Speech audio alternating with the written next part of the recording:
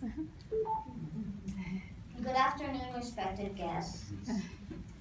My name is Raveena Ali, and I am happy to be here with you today. Thank you for this special opportunity to share a few thoughts. Usually, before I go into a speech, I like to tell a joke or two to make it fun and to make sure I have your attention. But I may end up losing your attention after these jokes. Jokes also help me to gauge how many people are in the audience by your laughter. So maybe, even if they aren't funny, you can pretend they are and laugh out loud. That would help. Are you ready? Yes. Okay, so here we go. What do you have if your dog can't bark? A hush puppy. Where did the turtle fill up his gas tank? At the Shell station. Why did the birdie go to the hospital? To get treatment. Did you enjoy that? Yes. I am 10 years old and a 5th grader at Springdale Park Elementary School here in Atlanta. I was originally born in Bangalore, India, and have been living in Atlanta for the past 9 years. I was born with, are you ready for this mouthful? Congenital bilateral aneuploidy. Whoa, did you get that? Because I still kind of don't. It basically means the absence of both eyes.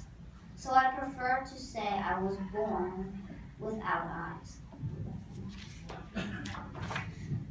Which means I am totally blind and wear prosthetics in both eyes. Because I have a visible physical disability and use a cane, most people tend to define me by my disability or blindness. I prefer not to call blindness a disability, but rather perhaps an inconvenience at times. But blindness is not what defines me or the things I can do. The only thing I cannot do is see. At school, I am in a typical 5th grade classroom, and I learn along with my sighted peers. As long as my textbooks, tests, and handouts are in Braille, I can read and write, just like everyone else. I love school and have been on the honor roll since 2nd grade. And my favorite subject is science. At school, I am in advanced chorus, I play the clarinet for band, and I am a part of the Girls on the Run Club. And I have now completed 3 5Ks. As I mentioned, being blind can be an inconvenience at times, but to me, we all have inconveniences, right? And we all face challenges. My challenges are simply different to yours. For example, when people move things from where they normally stay, it can be frustrating for me to find them or now figure out where they are. For you, it may be easy to spot it. But for me, this process can take a bit longer. At times like this, I have to take a deep breath and keep trying. Staying in a place of frustration is not the key. Determination is. Another example is if I forget a route at school, like where the bathroom is. And I ask someone, and they say, it's over there. Well, that can be challenging for me, not knowing where over there is. It would be helpful with more specific directions, like second door on the left after the water fountain. But again, rather than getting frustrated, I keep moving. My all-time favorite hobby and sport is rock climbing. I am part of a team called Catalyst, and we practice on weekends at Atlanta Stone Summit. I would love for some of you to join me for a climb when you're ready.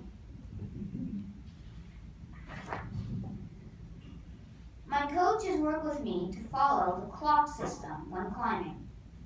For example, I stretch my right hand at 2 o'clock. Again, it can be difficult to locate the holes, but I tell myself, I've got this.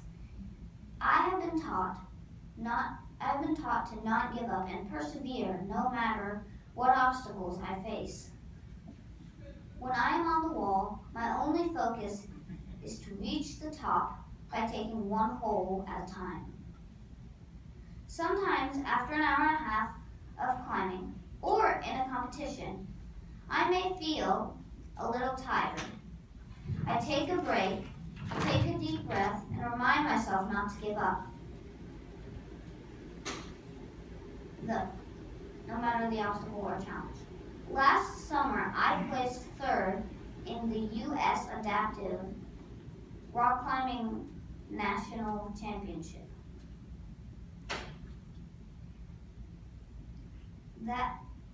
In my spare time, I enjoy listening to audiobooks and going on bike rides on my tandem bike with my dad. Once a week, I attend an after-school program at the Center for the Visually Impaired in Midtown. This gives me an opportunity to interact with my non-sighted peers and develop daily living skills that may be more incidental for a sighted child. As a totally blind individual, I am aware that on a daily basis, I have to work 50% harder than my sighted peers. For example, a fire drill at school, which makes some kids happy, as they see it as an escape from the classroom. But for me, it's more than that. It's work. I have to try my best to stay calm, remember which room I'm in, think about the exits, listen to the voices above kids scrambling to the door, and sounds while trying to maintain composure with a loud and scary alarm going off. It's a lot, but I do not say this from a place of pity. I say this as a driving force for me to stay calm, keep moving, and remain determined to work hard and to always be the best I can be in everything I say and do. I guess in my 10th year of being on Earth, I have encountered some challenges from several surgeries before the age of 2. A seizure at the age of 6, and stitches a year later.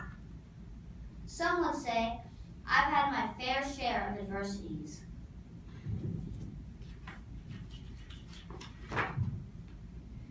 Sometimes I feel sad and wonder, why did I just bump my head again? Or, why did I just fall over that plant pot again? But then I think, I'm going to be okay, and I simply take care of my bumps and bruises, learn any lessons, and keep moving. As I come to a close, I ask you to seek to understand your peers and their uniqueness. We all have something in our own way to bring to a team, our family, and the world. For me, I bring patience, determination, understanding, and kindness. And in the spirit of determination and kindness, I leave you with these words by Augmendino. Always do your best. What you plant now, you will harvest later. Thank you again for having me today, and a special thanks to Ms. Prashanti for giving me this opportunity.